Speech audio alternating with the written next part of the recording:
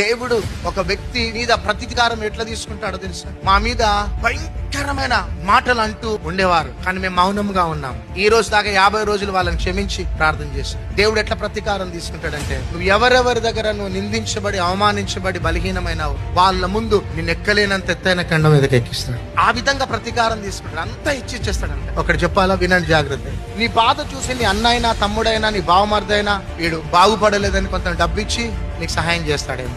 నీ స్నేహితుడు కొంత మట్టుకు చేస్తాడు, నీ తల్లిదండ్రులు కొంత మట్టుకు చేస్తారు, కానీ నిన్ను దేశానికి పరిచయం చేసేటప్పుడు ఎవరో తెలుసా? శత్రువులే.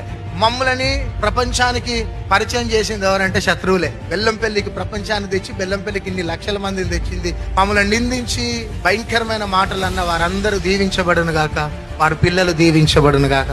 దేవుని కృప, వాళ్ళ యొక్క కరుణను బట్టి దేవుడు మమ్మల్ని ఈ స్థితిలోకి తీసుకొని వచ్చినాడు. కాబట్టి ఎవ్వరు ఏమన్నా భయపడకండి, ధైర్యంగా ముందుకు సాగిపోండి.